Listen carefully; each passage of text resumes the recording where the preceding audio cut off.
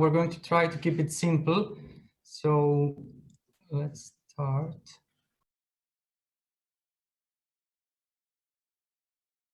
So today we are just going to talk first and foremost for the shoulder anatomy, and we're going to have a look at some shoulder x-rays just to get used to the anatomy. And then we're going to talk about clavicle fractures and proximal humerus fractures and some shoulder dislocations. So here in this slide, you can see the shoulder joint anatomy. You can see that it consists of the clavicle, the scapula, and the humerus, and the acromion, which is part of the scapula. This is an anterior view, and this one is a posterior view. The same, humeral head is here, the scapula is here, and you can see the clavicle here. So this is an AP view of a left shoulder. It's a normal X-ray. Here you can see the humeral head. Here is the glenoid. Here is the clavicle. And this one is the scapula. Here is a Y view, a lateral view of a shoulder joint. It's called Y, obviously, for this one. So, sorry. Not obvious. Okay, so this is why it's called Y, because you can see a Y there in the lateral. This is the acromion, this is the scapula, this is the humeral head, and this is the humerus. So you can see that the humeral head is in the central of the glenoid. It's a normal view, it's a normal X-ray. Here you can see an axillary view of a shoulder joint. Again, here is the humeral head, this is the glenoid, this is the acromion, and here you can see the coracoid process. And here you can see a Velpo view, which is a view from above. You can see again the humeral head being in the center of the glenoid, and you can also see the scapula here. Okay, let's now talk about clavicle fractures. It's about 4% of all adult fractures. Often a person with a clavicle fracture is a young male, and the mechanism of injury is a fallen outstretched hand or a direct trauma on the shoulder. This is the AO classification. Let's see some simple fractures. Here we can see a spiral fracture. There is here an oblique fracture, and here a transverse fracture. The rest of them are a bit too complex. We're not going to discuss about them today. So what do you do if you got referred to a patient with a clavicle fracture? First and foremost, you should apply the ATLS principles. And after that, you can check for any obvious deformities and tenting of the skin, like in this picture. In this type of situation, there might be an impending open fracture. You should always check the neurovascular status of the patient, especially the brachial plexus if it's injured in this type of fractures. Also, the neurovascular bundle is very close to the clavicle. It's just about 1 centimeter from the clavicle, so you just keep in mind that too. So as regard the X-rays, so we can see that the clavicle fractures, we can divide them regarding to their location. Most of them, they are mid-shaft clavicle fractures, about 80%, or you can have a medial fracture or a distal or lateral fracture of the clavicle. Here in this X-ray, it's an AP view of a left shoulder, and the most obvious deformity is a medial clavicle fracture. You can see it here.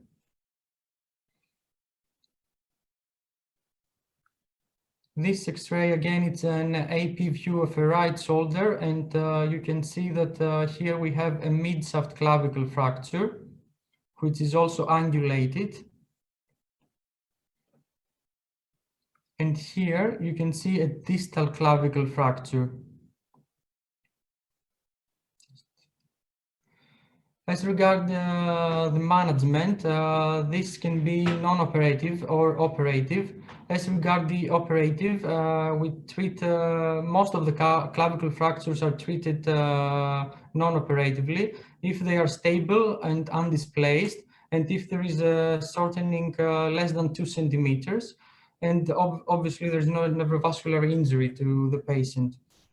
And the management is basically a sling immobilization. You can see here in this picture a type of sling. The patient can have a gentle range of movement exercise at 2 to 4 weeks, and strengthening exercises at 6 or 10 weeks, depending on the injury. As regarding the operative management, the surgical management, we have some indications, some absolute indications. If the fracture is open, or there is a vascular injury, or the patient has a symptomatic non-union of the fracture. And some relative indications, if the fracture is unstable, or there is a displacement more than 2 centimeter, with more than 2 centimeter shortening, and if there is a brachial plexus injury. So as regarding the options, all of them are open reduction and internal fixation. We have 2 options, plate and screws. As you can see here in this X-ray, we have a plate and plenty of screws, or an intramedullary fixation, which is basically a nail, which we pass it through the fracture side. Now let's talk about proximal humerus fractures. So again, those fractures are about 4 to 6% of all fractures in an adult. It's the 3rd most common fracture in the elderly. And the most common type of fracture is a 2-part surgical neck fracture, which we're going to see. It's more common in females than males. And as regards the location, here is a normal X-ray of a shoulder. The proximal humerus fractures can be located in the surgical neck, as you can see here in this line, the anatomical neck, this line, or greater tuberosity. This is important because in greater tuberosity is where the rotator cuff inserts, or in lesser tuberosity. We're going to see some fractures later. Here is the AO classification again of proximal humerus fractures. We're not going to stand there a lot because it's too complex. So as regarding the examination, the patient will present with pain and swelling in the area and decreased range of movement. Again, one should apply first the ATLS principle, and if the patient is stable, then you can inspect the area, and one should see an extensive ecchymosis of the chest, arm, and forearm. You should always check the neurovascular status again. Here we have the axillary nerve. You can see the relationship to the proximal humerus here. It's really close to it. So in these type of fractures, it may be injured. And you should examine the function of the deltoid muscle and the sensation of the lateral aspect of the shoulder. Let's see some X-rays again. Here is a normal AP view of a right shoulder. Here you can see a 2-part surgical neck fracture. This is the surgical neck, as you can see here.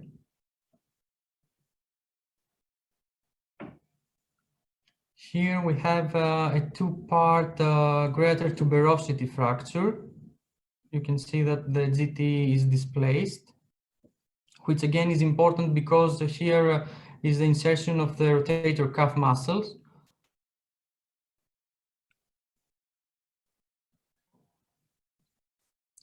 Here we can see a three-part GT fracture, 1, 2, 3. And we have a fourth-part GT fracture, 1, 2, 3, 4.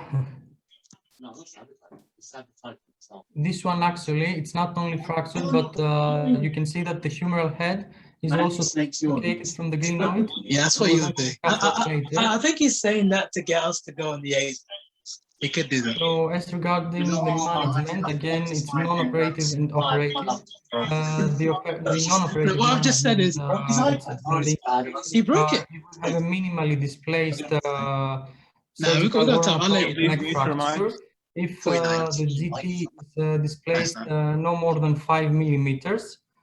And actually, if we have a fracture in patients who are not the best surgical candidate, there are a lot of variables to consider, like the age or the bone quality.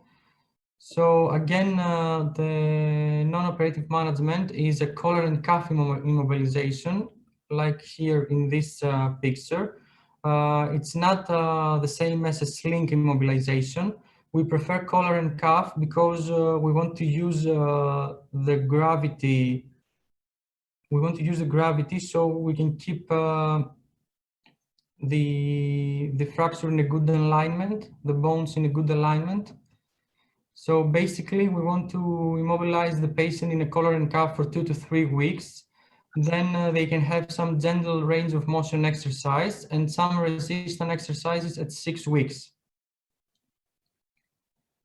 So let's see now the operative management, the surgical management. The indication is if we have a fracture of the greater tuberosity that is displaced more than 5 millimeters, if we have a displaced 2-part fractures or 3 and 4-part fractures, especially in young patients.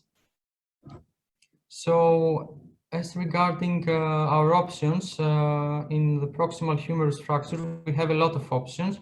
Some of them is a closed reduction and percutaneous pinning of the fracture. Again, we have the option of plate and screws, a lot of screws, or an intramedullary nail fixation, as you can see here in the X-ray. This is an AP and this is an axillary X-ray. Or we can have arthroplasty, hemiarthroplasty or total arthroplasty. In this X-ray, you can see a hemiarthroplasty. Basically, we change the head of the humerus. If it's too comminuted, we want to change it and do a hemiarthroplasty. So now let's see some information about the shoulder dislocation. So first, let's see what is a dislocation. Dislocation is a complete displacement of the humeral head out of the glenoid, as you can see here in the picture. If the humeral head is located anteriorly to the glenoid, it's an anterior dislocation, and if it's posteriorly, it's a posterior dislocation. Pretty easy to remember. So there is also, we can have a subluxation, which is not a dislocation, but it's a translation of the humeral head relative to the glenoid, but it's not a dislocation. Most of the shoulder dislocations are anterior dislocations, accounting for 95%, and most of them is due to fallen outstretched hand. 2 to 4% is posterior, and most of them due to direct trauma to the shoulder, and less than 1% it's inferior. It's not that really common after a high energy trauma.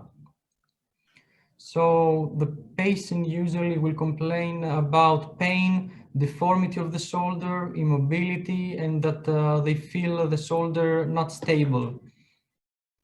In the anterior dislocation, like here in the picture, the arm will be abducted and externally rotated. And in the posterior dislocation, the arm will be held adducted and internally rotated.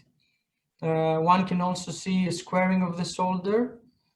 Basically loss of rounded appearance. Here you can see a good rounded appearance of the left shoulder, but here we can see some squaring of the area.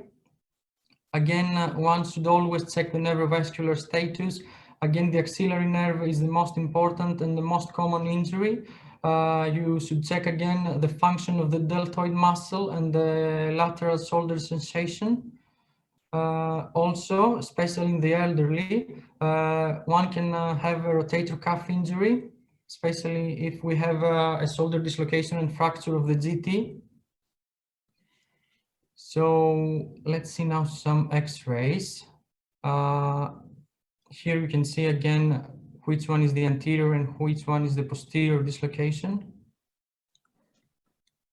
So this is a Y view of a right shoulder.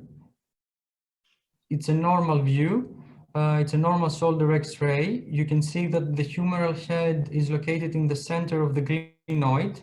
If the humeral head was here, it would be an anterior dislocation of the shoulder. And if it was posteriorly, it would be a posterior dislocation of the shoulder. Here we have an AP and Y view of a left shoulder. The most obvious deformity, especially in the Y view, is that the humeral head is located anteriorly to the glenoid. So we have an anterior dislocation of the shoulder. And here, those two pictures are a normal AP view of a left shoulder. One can see that the proximal humerus looks like a cane in the normal AP X-ray. But if we have an X-ray like this, where the proximal, where the humeral head looks like a bulb, then one should always suspect a posterior dislocation. And of course, as we said, we can have a combination of those two. We can have a shoulder dislocation fracture. Here are some X-rays and a CT. We can see here we have a two-part GT dislocation and fracture. You can see that the humeral head is not in the glenoid fossa. And also we can have a three-part GT fracture dislocation. One, you can see fracture here. So three pieces of bone, and again the humeral head is completely off the glenoid, and here a four-part GT dislocation in a 3D reconstruction of a CT. Again, in the shoulder dislocations we have two options, conservatively and surgically management. The indication for non-operative, it's actually most of the acute dislocations are treated with closed reduction, and most of them are being treated in A&E. So we have some methods for closed reduction, like the Hippocratic Method and the Coher Method. And basically, after a successful closed reduction, we want to keep the patient in a sling for 2 to 3 weeks, and then they can have some gentle range of motion exercise and again some resistance exercise at 6 weeks. Here you can see a picture of a sling. And again, we have surgical management. Indication for that is recurrent shoulder instability or recurrent shoulder dislocations, especially in young patients. Our only option here is open reduction and internal fixation if there is also a fracture. The internal fixation will be the same as we discussed previously. Basically, that's it. So, any questions?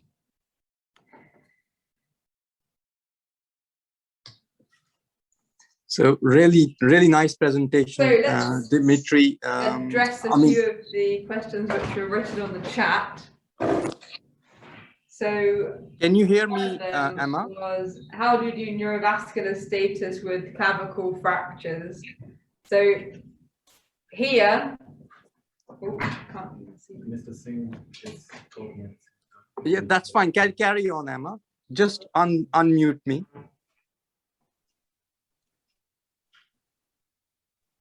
All right, Mrs. Singh, one of our shoulder surgeons, is just going to talk. Give me a moment.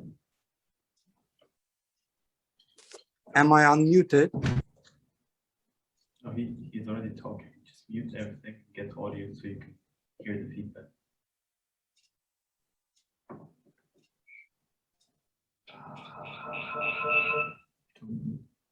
Hi, can you hear me, guys? Turn off your audio.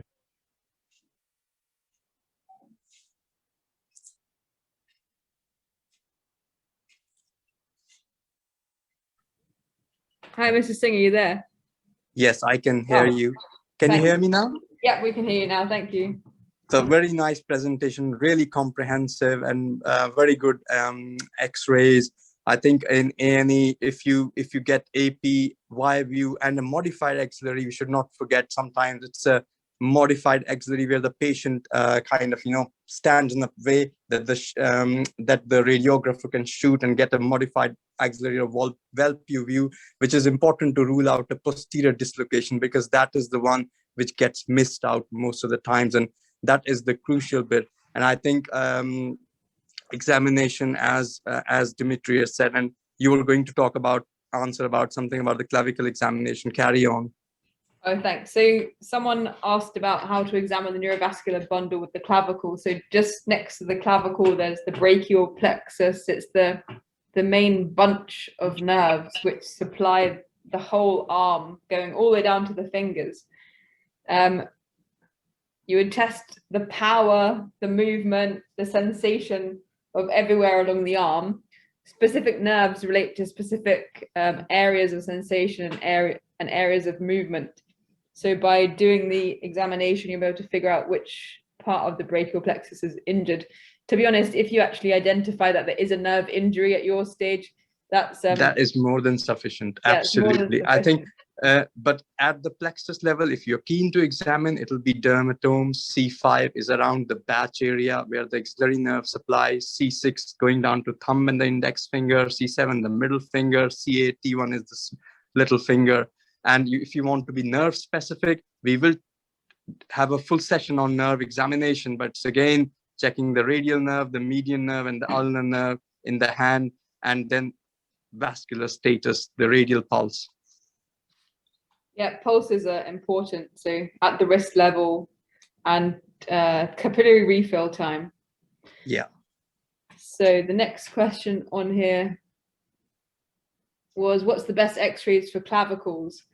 So you can order an actual x-ray of the clavicle rather than ordering an x-ray of the shoulder. That's the first pointer. That usually is an AP view. And then what the radiographers can do is they just tilt the machine a bit, so you get 45 degrees up. So it's called cephalad view. And those are some of the best views to look at the actual clavicle itself to confirm your fracture. Most of the time, though, you can see it from the skin. You can see it by looking at the patient, or you can see it on an X-ray, to be honest.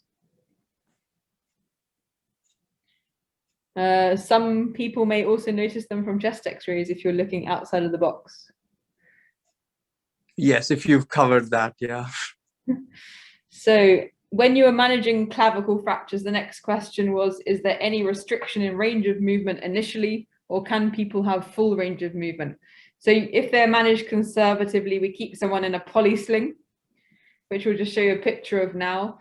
This offers support of the whole arm, which is different to the collar on the cuff. For the first 4 to 6 weeks, people use the sling and they can do activities at waist level. But we wouldn't want them lifting their arm up here or above their head because it can displace the fracture and affect the healing. So just waist level activities. Obviously no heavy lifting or heavy pushing or pulling. Also, this will be very painful. Yeah, so with a lot of orthopedics, pain limits a lot of movements already. And you can often tell the patient, do what pain allows, but we would prefer you to do waist level activity. So another question. What about management for comminuted clavicle fractures? Are there any differences in management? So firstly, comminuted clavicle fractures may be associated more with major trauma and high impact injuries. So in which case you'll be approaching the whole patient differently in A&E by checking them from top to toe, A, B, C, D, E, like you had the other day in Rory's session. Comminuted means it's in multiple pieces. If it's in multiple pieces, it's more likely to have displaced and moved further away from each other, which means we're more in keeping, we're more heading towards a operative fixation. Mr. Singh, anything to add on that one? No, absolutely. I think if it's comminuted, if it's kind of gone through the fascia, then if there is shortening and if there is displacement, then operative fracture. Also in polytrauma, if you have rib fractures, then you stabilize the clavicle because that makes the breathing even easier. So it's not just a decision about clavicle, it's the whole patient in picture. There was another question about sternoclavicular dislocations. So I think for the sternoclavicular, I would say anterior dislocation of the sternoclavicular is okay, you can reduce them, but it's the posterior dislocation which is important to understand, that there are important vascular structures there. They have to be managed in a center which has cardiovascular cover, and then you try to reduce them. But a cardiovascular surgeon should be there. If there's a problem in the vascular, they can open the chest and repair it. So anterior sternoclavicular dislocation, yes, you can put them back and then repair them, or they are quite stable. And posterior dislocation, it's a problem because there are structures around, so that has to be done in collaboration with a vascular surgeon. Thanks, Mr. Singh. So another question is about the shoulder reduction techniques that Dimitrios was talking about. So one of them is called the Hippocratic Method. Now, let me just show you this picture, if we can see it from my phone. We can share the screen if you want. It's not going to be... How? So the Hippocratic Method is where one person holds the hand and the wrist, and you pull with your leg, you put in the leg and the axilla. We don't use this method anymore, to be honest, because it's not too nice to put your leg in someone's axilla. But the method behind it is traction and counter traction, which we use a bit more often now. So that will involve one person pulling on someone's arm and wrist, and the other person wrapping a sheet around the patient's body and axilla and pulling in the other direction. So traction and counter traction. There's none of those. Yeah, it's there at the bottom. Hippocratic Method. Yeah. So this is the Hippocratic one that we were talking about, which we don't really use. You put your foot in someone's axilla. Absolutely, it's historical. Yeah. Emma, can I just answer the next question as I have to go, and then you can carry on with that. There's a question about arthroplasty. So guys, important thing is when you are young, you're fractured, we try to conserve your bone, we try to salvage your humeral head, and we fix it. And as Dimitri has very eloquently shown, the fixation with the plate, with the nail, any device which fixes your original humeral head. As you become, as we have older patients, if they're fractured into multiple pieces, the union rate is going to be poor, and we can take the liberty of putting a hemiarthroplasty, which is out of favor these days, but doing a shoulder replacement, which is anatomic, which is normal ball and socket, or reversing, which is using the ball on the socket side, which uses your deltoid muscle to power the shoulder. So reverse shoulder replacement. At your level, it's just that when you're older, we can use arthroplasty. In young people, the concept is, the ethos is to salvage your normal biology, normal humeral head. Hope it makes it clear. Yeah. That's great. Thank you, Mr. Singh. Cheers. Thank you. So this is the method we use more often, that we were talking about, the traction, counter traction. So this person pulling the arm and wrist is the traction, and the counter traction is by wrapping a sheet around the axilla, around the back, around the chest, and someone pulling the other way.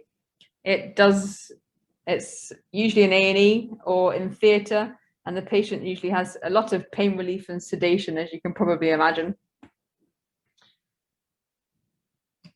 The main thing to take away from all of these methods to reduce someone's shoulder is just find a method which you know and you like, and just use the same method. Have a second one up your sleeve just in case. So the Cocker's method is best on this picture. So you can have the patient sitting up, and you want to pull the arm downwards, but as you're pulling the arm downwards, you're also providing some external rotation. This changes the position of the humeral head and tries to place it back into the glenoid fossa. To keep it and secure it back in the shoulder, you would provide some adduction and then internal rotation. And this is the perfect position to put someone in a sling, and you stabilize their shoulder there. So it involves pulling down whilst externally rotating.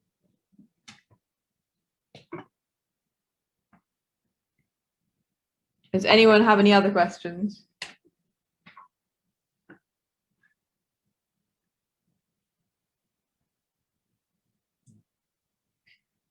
All right, then I think we'll end the session there. Yes, I used it just a few months ago. So yeah, you can use any of them. Don't use Hippocratic, but the traction, counter-traction, Cocker's methods are most often used. If you imagine doing the Cocker's method, by pulling the arm down and twisting it outwards for external rotation, there is always the risk of causing a fracture. So you do have to be a bit more careful with this one. The other way you may have seen is you lay someone on the bed, you lay them tummy down, and you attach something heavy. So a bag of fluids, 3 bags of fluids, this one up here, and you just ask them to relax and lay there. And with time, the muscles relax from the weight that's pulling the arm down, and the shoulder would hopefully pop back into place.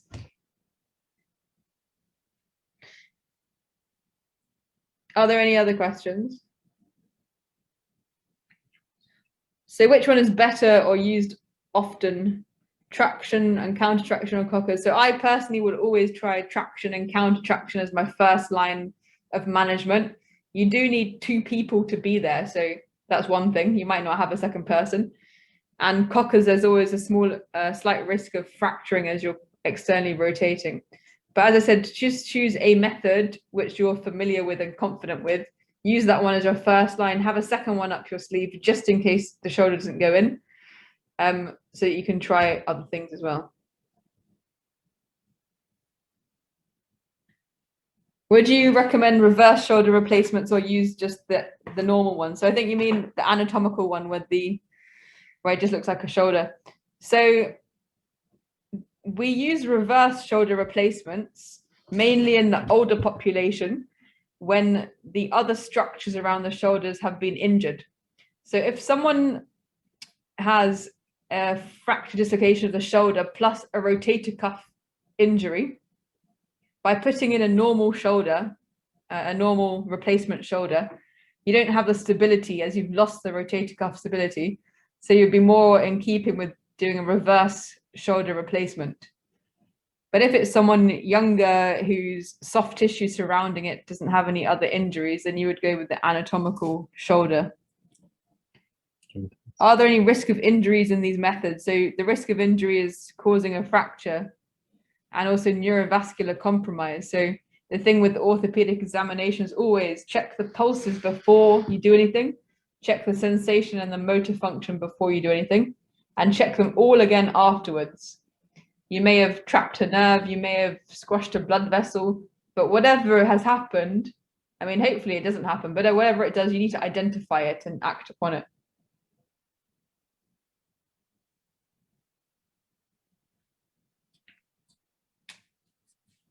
I think that's it for now, at least. Great. So I think we will end the session there.